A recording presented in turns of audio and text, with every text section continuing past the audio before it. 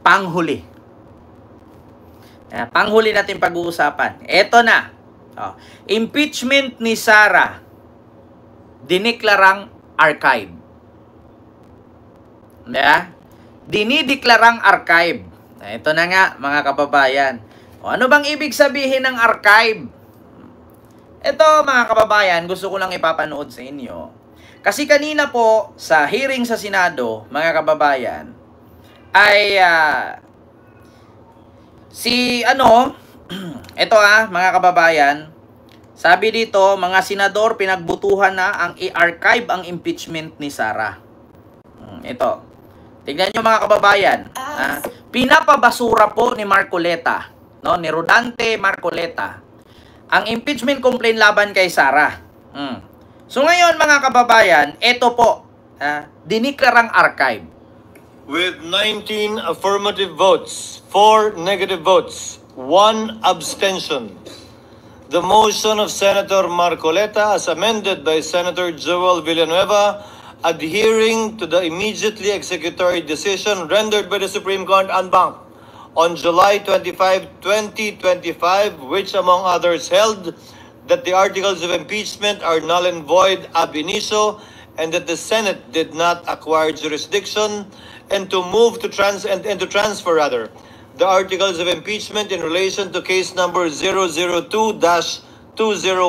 entitled in the matter of the impeachment trial of Vice President Sara Zimmerman Duterte to the archives. The same is hereby approved. Bakit Sara Zimmerman Duterte? Di ba dapat Sara Duterte Carpio? Pati ba naman pangalan ni Sara nilulukod taong bayan? Di ba? Pati ba naman pangalan ni Sara niluloko pa rin ang taong bayan? Paano nangyari na Sara Zimmerman Duterte? Ang pangalan ni Sara, Sara Duterte Carpio. So wala na ba sila na asawa niya? Hindi ba sila kasal? So kung hindi sila kasal, hindi niya ginamit ang apelidong Carpio, so totoo nga kasal sila nung babaeng sundalo. Or pulis ba yon? Yung kumakalat sa TikTok? Bakit hindi niya ginagamit yung apelidong Carpio? Ito mga kababayan. Diniklara po na archive. Ngayon mga kababayan, ano bang ibig sabihin ng archive? Ang ibig sabihin po mga kababayan ng archive, ay wag po kayo magalit sa magkapatid na Tulfo na kung bakit bumoto sila sa archive. Bakit? Ibig sabihin po ng archive, mga kababayan, loyalista, kakamping at dilawan, gusto ko pong i-explain sa inyo. Sa madaling salita po, ang salitang archive, ibig sabihin po, binibinbin. Ibig sabihin po, tinatabi lang. Ibig sabihin po, nire-reserve. Ang archive, magkaiba po sa salitang dismiss. Huwag po kayong magalit sa mga bumoto po ng archive. Magpasalamat po kayo. Bakit? Kasi pag bumoto sila ng archive, sa madaling salita, nandyan lang. Anytime pwede siyang kulkugin. Diba? Yung salitang archive, para kang kumain ng ice cream na 1 litro, 1 galon. Nakainan mo ng kalahati, yung kalahating tira, nilagay mo lang sa rep, tinabi mo lang. So sa madaling salita, yan po ang ibig sabihin ng archive. Nakabinbin lang. Anytime, kapag lumabas ang resulta ng motion for reconsideration na hinain ng Kongreso sa Supreme Court, kung papanigan ng Supreme Court ang haing motion for reconsideration ng Kongreso doon sa Supreme Court, matutuloy po ang impeachment trial ni Sara. Kasi hindi pa po siya dismiss. Ligtas man si Sara ngayon, pero ngayon lang. Paano kung bukas ilalabas na ang resulta? Di ba? Paano kung bukas ilalabas na ang resulta ng hinaing motion for reconsideration ng Congress sa Supreme Court? So, tuloy ang impeachment. Di ba? Oh, sabi dito, boss, need po ata yung butuhan ulit para ilabas ulit. Kaya posibleng magkalabasan, makalabas na sa archive po iyon. Binaboy ng mga senador ang mga Pilipino. Hindi naman po siguro, Sir Joko. No? Hindi na po yan pwedeng pagbutuhan na naman ulit. Ang gawin yan ay ituloy na ang trial. Kanina kasi, pinagbutuhan pa lang kung itatrial ba o hindi. Kaya pinagbutuhan nila. No? Sa madaling salita mga kababayan, para po yung nagbibiding. Alam nyo yung isa kang government agency. Bago ka bumili ng property, kailangan yung mga head of group na yon, pagbubutuhan nila kung may sang-ayon ba doon na bibilhin, sang-ayon ba na, halimbawa, 10 kayo na miyembro ng, halimbawa, sabihin natin, DepEd. Ang DepEd bibili ng 1 ektaryang lupa para tayuan ng paaralan. Yung mga miyembro ng DepEd doon sa lugar na yon, pagbubutuhan nila kung bibilhin ba nila, halimbawa 10 sila, 6 doon pumayag, 4 doon hindi. So, mas matutuloy mabili kasi 6 ang pumayag, 4 ang hindi, lamang ng isa. Ngayon kung 8 doon ang ayaw, 2 ang pumayag na bilhin, walang mangyayari. So, hindi pa po yung trial yung kanina. Pinagbubutuhan pa lang kung ituloy ba o hindi. Ngayon, napagdesisyonan nila na i-archive. Kasi bakit? Sabi ko nga sa inyo, manok ni First Lady Lisa, si Chis Escudero. Manok ni PBBM, si Tito Soto. Kaya mga DDS, wag po kayo magtiwala kay Chis Escudero. Sabi ko nga sa inyo Sabi ko nga sa inyo manok ni First Lady, si Escudero. Manok ni PBBM, si Tito Soto. Hindi nyo ba napansin kanina si Marcoleta, si Soto lang naglalaban doon? Di ba? Sabi ko nga sa inyo, si Sara sa ngayon ligtas. Di ba? Si Sara sa ngayon ligtas. Pero di natin alam bukas na ilabas ng Korte Suprema ang kanilang desisyon, no, patungkol dito sa HOR na ipinasa ng HOR ang motion for reconsideration. So, hindi natin alam. Kasi ito, mga kababayan, nagpasa po si Martin Romualdez.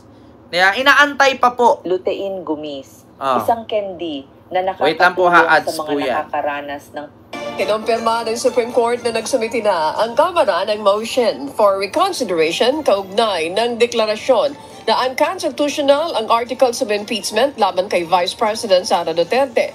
Isinumiti ito ng Kamara sa pamamagitan ng e-Court PH. Nakasaad sa motion ang formal na paghiling ng Kamara na muling pag-isipan ang deklarasyon nitong unconstitutional ang articles of impeachment na inendorso ng House of Representatives sa Senado laban kay Vice President Sara Duterte.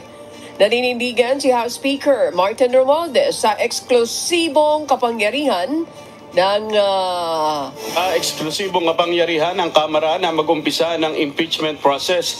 Iginit rin nila na hindi mananahimik ang Kamara sa gitna ng anyay kinakaharap nitong panghihimasok sa institusyon. With full respect to the Constitution. Di ba narinig nyo mga kababayan? So ngayon, ang sabi ni TG Avilla, paano naman kung ibinasura ang motion for reconsideration? Dito na mga kababayan. Ako wala akong alam sa batas. Hindi ako abogado. Pero according sa aking pagkakarinig, once na gumawa ng hakbang ang Supreme Court na hindi magustuhan ng House of Representatives, instead si Sara ang kanilang i-impeach, may possibility na baka sila ang i-impeach ngayon ng mga nakaabang dyan. Mga kababayan. Kasi according kay Senator Laila de Lima, kapag ito ay kanilang i-disregard, kapag ito ay kanilang binaliwala, or binasura. Ang motion or MR ng Congress sa Supreme Court, may possibility na pati yung mga justices sa Supreme Court mai-impeach. Maglalaban-laban na to. Magkakagulo na to. Magkakampihan na to. Ngayon, anong mangyayari kung ma-impeach lahat ng mga justices sa Supreme Court? Gulo. Anong grounds? Ang grounds po kasi nila, G-Marie TV, ganito po. Ang grounds po ng Supreme Court ay nagdesisyon po sila ura-urada na i-declared na unconstitutional ang impeachment complaint laban kay Sara nang hindi nila hiningi ang panig ng HOR. Di ba? Hindi sila nag-oral arguments doon. Ano ba ang magiging grounds? Ano ba ang mali ng Korte Suprema kung bakit mga kababayan ay may possibility na ma-impeach sila? According sa mga nakaraang mga retired justices dyan, especially na si Carpio, tsuhin ng asawa ni Sara, mali po ang ginawang proseso ng Korte Suprema. Dapat po, bago nila idineklarang unconstitutional, dapat hiniling nila yung side ng Congress. Yung side ng mga complainant. Wala eh. Tapos may lumabas pa na anytime soon, i-declare daw na unconstitutional yung impeachment complaint laban kay Sara. Kasi daw, may humawak daw sa likod ng 12 ka Duterte appointee dyan sa justice. At pinangakuan pa nga daw na kapag na presidente si Sara sa 2028, gawin daw si Leonen na Chief Justice. Di ba? Yun ang mga grounds nila. Ikaw, tanungin kita ngayon. Bibili ka ng lupa, tapos yung may-ari ng lupa, hindi pumirma, binili mo, sa'yo na. Tanungin ko kayo mga kababayan. Ako si Kent. Halimbawa, ako yung Supreme Court. Binigyan ako ng titulo ng lupa. Ngayon, ang kliyente ko si Sara. Binigyan ako ng titulo ng lupa. Kliyente ko si Sara. Para mapunta kay Sara ang titulo, pipirmahan ko sa kanya na. Paano yung may-ari? Diba? Paano yung may-ari ng lupa? Sige nga. Sa madaling salita, ako Congress. Diba? Pinasa sa Supreme Court ang reklamo ko laban kay Sara. Diniklara ng Supreme Court na unconstitutional. Tapos hindi ko alam. Kasi wala ako dun. Paano nangyari yun? Katulad sa Senado, idideklara nilang basura ang impeachment. Ibabasura nila ang impeachment. Paano nila mababasura kung hindi nila hinimay-himay? So anong tawag dun? May ganun ba, mga kababayan? Idideklara, halimbawa ako si Kent. Kinasuhan ako ni Justin Salonga ng murder kasi pinatay ko siyang putang ina niya. Ngayon, mga kababayan, diniklara ng korte na makulong ako, pero hindi nila tinignan kung may ebidensya ba o wala na pinatay ko siya. Kasi ang tanong, mga kababayan, paano makapagsumite ng murder or kaso si Justin Salonga, pinatay ko nga. Di ba? Si Justin Salonga, kinasuhan niya ako ng murder at nakulong ako kasi kinasuhan ako ng korte ng murder. Ang tanong ngayon, paano ako makukulong kung ang sinabing pinatay ko nakapag-file pa ng kaso? Di ba? Sige nga mga kababayan, paano mangyari yun? Isipin ninyong mabuti. Si Justin Salonga, putang inang DDS na nood sa akin dyan. Kinasuhan niya ako ng murder. Ngayon ikukulong ako. Paano ako makasuhan ng murder na yung nagkaso sa akin, buhay pa? Tapos diniklara ng korte na murderer ako. Kaya ako makukulong. Paano nangyaring minurder ko siya? Buhay nga siyang nag-file. So bago dapat siya masabihing minurder ko siya, hindi siya makapag-file kasi patay na siya eh. Ganun ang mangyayari. Paano i-dismiss ang impeachment trial ni Sara sa Senado kung hindi naman nila tina-trial? Paano nila nalalaman bakit sila nag-declare ng dismiss kung hindi nila binuksan? Hindi ako galit. Justin Salonga, ba't ako nagagalit? Araw-araw ko itong ginagawa. Di ba? Ngayon nga lang kita nakikita. Tapos sasabihin mo kung galit na galit. Come on. Ang taong hindi mo nakakasama sa loob ng pamamahay, hindi mo kilala. Di ba? Yan ang tanungin mo mga kababayan. Paano mangyari na i-dismiss ang kaso ng impeachment complaint nang hindi nila binuklat yung mga ebidensya at reklamo? Diniretso na lang declared na unconstitutional. Di ba? Di ba? Example ko, simple lang. Kahit grade 1 maintindihan. Paano ako makakasuhang murder kung ang nag-complain ay yung tao na minorder ko? Paano ka makasuhang murder kung ang taong nag-complain hindi patay? Di ba? Tanungin ko kayo mga kababayan, paano ngayon i-declare na unconstitutional samantalang yung mga nag-file ng complaint wala naman doon? Bakit? Pinagdibatihan ba ng Korte Suprema yan? Nililitis ba nila? Hinimay-himay ba nila yung mga reklamo? Parang wala naman yata. Tignan nyo sa Senado. Paano nila i-declare na dismiss ang impeachment trial kung hindi naman nila binuksan ang impeachment complaint? Diba? Paano mo nasasabing absuelto kung wala namang hearing na nangyari? Sige nga. So sa madaling salita, luto. Diba? Paano mo nasasabi na dismiss ang impeachment laban kay Sara kung wala namang trial na nangyayari? Bakit? Chinik ba ang bank account na reklamo ng complainant? Chinik ba yung binantaan ni Sara na papatayin si BBM, si Lisa, si Martin? May ganun bang pangyayari? Pinatawag ba doon yung tatlo? Pinapunta ba ang BPI na totoo ba na may lamang bank account? Tinanong ba katulad sa ginawa sa Quadcom? Ang totoo na litis, yung katulad sa Quadcom na pinapunta si Digong, tinanong siya, totoo ba na pumatay ka? Ang sagot ni Digong, yes, very correct. Correct. 6 or 7. Ganon ang totoong paglilitis. Ngayon, paano mo i-declare na unconstitutional at ibasura ang impeachment kung walang paglilitis na nangyari? Bakit may hearing ba? Ang totoong paglilitis, yung nangyari sa Quadcom, inamin lahat ni Digong. Yun ang totoong litis. Pinatawag siya sa Quadcom, pumunta siya doon, sumagot siya, inamin niya, ayun, nakulong. Di ba? Ayun, nakulong.